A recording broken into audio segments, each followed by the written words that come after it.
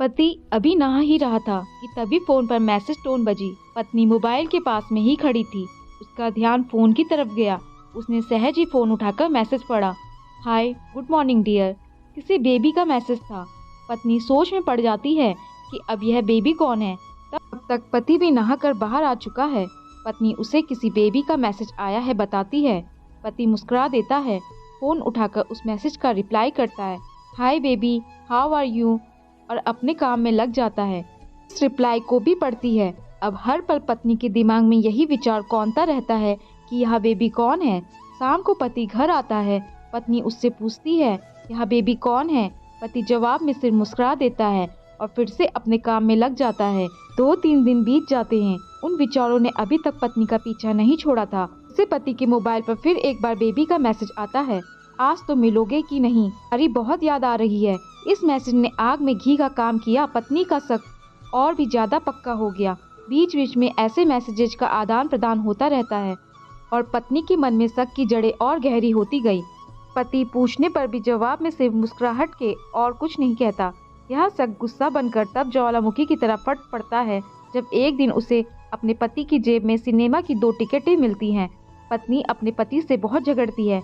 पति उसे समझाने की कोशिश करता है लेकिन वह कोई भी बात सुनने को तैयार नहीं है। पति को भी उस पर गुस्सा आ जाता है और यह झगड़ा और भी ज्यादा बढ़ जाता है।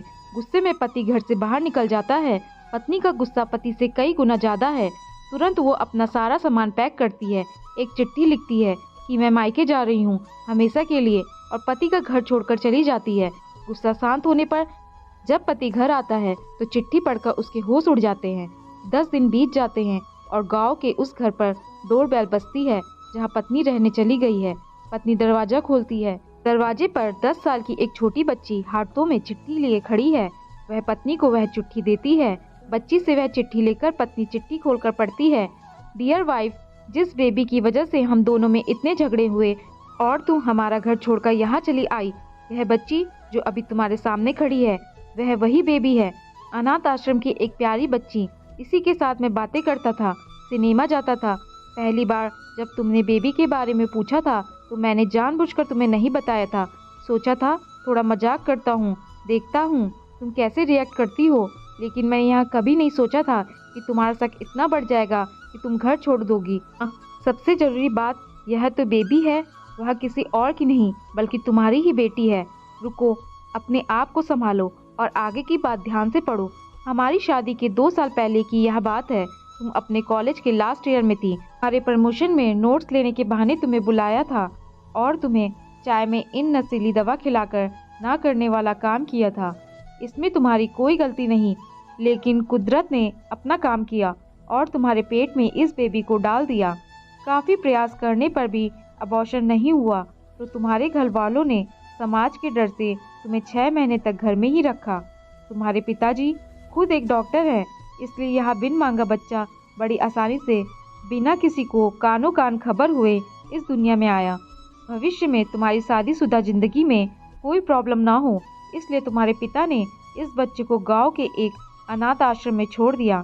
यह बच्चा मतलब यही बेबी जो अभी तुम्हारे सामने खड़ी है। अगर अभी भी विश्वास नहीं हो रहा है तो इस बच्चे के गाल का वो तिल देख लो जो शायद तुमने उसे आखिरी बार रोते हुए देखा होगा, या फिर अपने पिताजी से पूछ लो।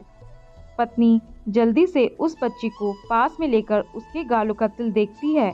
उसका मन भर आता है। उसकी आंखों में आंसू आ जाते हैं, लेकिन अभी भी चिट्ठी बाकी है, इसलिए वह आगे पढ़ती है। मुझे पता है अभी भी तुम्हारे मन में यह सवाल उठ रहा होगा कि यह सब मुझे कैसे पता। तुम्हें बता दूं कि यह सब तुम्हारे खुद के पिता ने अपने मन में उठ रहे पश्चाताप को शांत करने के लिए शादी के 1 महीने पहले मुझे मिलकर सारी बातें मुझे बताई थी। उन्होंने यह भी कहा था कि अगर मैं चाहूँ तो शादी से इनकार कर सकता हूँ। मैंने तुम्हें स्वीकार किया क्योंकि इस पूरी घटना में तुम्हारी कोई भी गलती नहीं थी और हमारी शादी हो गई।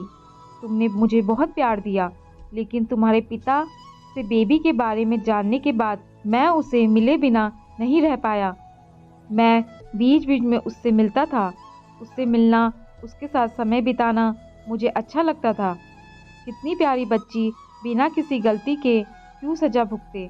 बस इसलिए मैं उसे थोड़ी सी खुशी देने की कोशिश करता था। बस मुझे इतना ही कहना था। अब अगर तुम फिर से अपने घर आकर मेरे साथ रहना चाहो, तब और सिर्फ तभी गैलरी में आ जाओ। तुम्हारा और सिर्फ तुम्हारा डियर पति।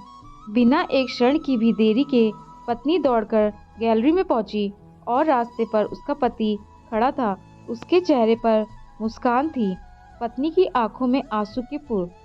कारण कुछ भी हो, अपने दोनों के बीच में कभी भी शक को थोड़ी सी भी जगह मत दो, क्योंकि दुनिया में हर बीमारी का इलाज है, लेकिन शक नाम की बीमारी का कोई इलाज नहीं है।